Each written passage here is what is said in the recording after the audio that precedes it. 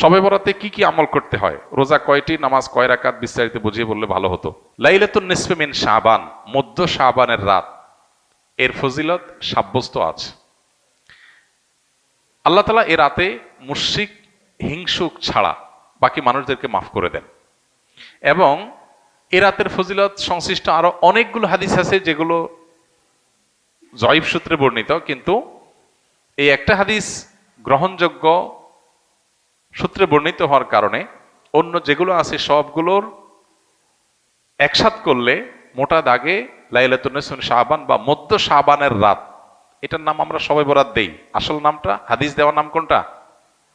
লাইলাতুন নিসফে শাবান, মধ্য শাবানের রাত। শবে বরাত এটা আসল নাম না।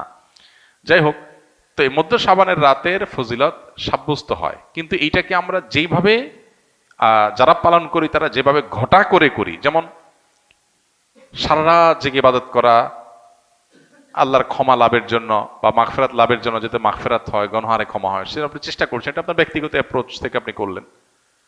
এই রাতের রোজা, এই দিনের রোজা আপনি আইয়াম বীজের রোজার অংশ হিসেবে রাখলেন, শাবান মাসে বিশেষ রোজা রাখতেন রাসূলুল্লাহ সাল্লাল্লাহু আলাইহি ওয়াসাল্লাম, সেই হিসেবে রাখলেন, খুবই প্রশংসনীয়। কিন্তু আলাদা করে শবে বরাতকে কেন্দ্র করে এই দিনের রোজা রাখার বিশেষ কোনো নির্দেশনা বিশুদ্ধ হাদিস দ্বারা সাব্যস্ত নয়। এর বাইরে এ রাতকে শবে বরাত ভাগ্যের রাত মনে করা। বরাত মানে ভাগ্য, আর বরাতের আরেকটা অর্থ হলো মুক্তি। মুক্তির অর্থে ঠিক আছে শবে বরাত, আল্লাহ মানুষকে মুক্ত করেন, কিন্তু ভাগ্যের অর্থে ঠিক নেই। সূরা দুখানের শুরুতে আল্লাহ বলেছেন ফিহা ইউফরাকু কুল্লু আমরিন হাকিম ইন্না আনজালনাহু ফি লাইলাতিন মুবারাকাহ ইন্না কুন্না মুনজিরিন। আল্লাহ বলেছেন কোরআন আমি একটি বরকতময় রাতে নাজিল করেছি। কোন রাত সেটা?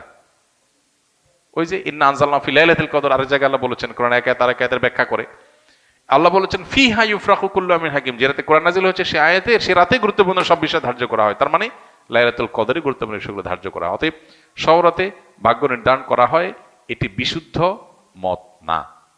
তবে এ রাতের বিশেষ কোন নামাজ, বিশেষ নামাজের সংখ্যা, বিশেষ সূরা, এরকম কোনো কিছু সাব্যস্ত নাই। এরকম কিছু সাব্যস্ত আছে মনে করলে বরং বিদআত হবে, যে এত রাকাত পড়তে হবে, এই সূরা দিয়ে পড়তে হবে।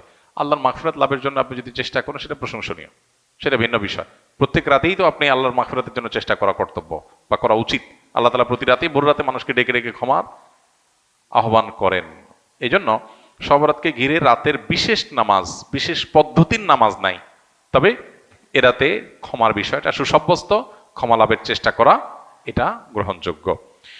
শবে বরাতের রাতে একত্রিত হয়ে রাতভর ইবাদত করা ও পরদিন রোজা রাখা কতটুকু শরীয়ত সম্মত? ভাইয়েরা আমার, শবে বরাত উপলক্ষে রাতভর একত্রিত হয়ে মসজিদে ইবাদত বন্দেগী করা কোনো হাদিস দ্বারা প্রমাণিত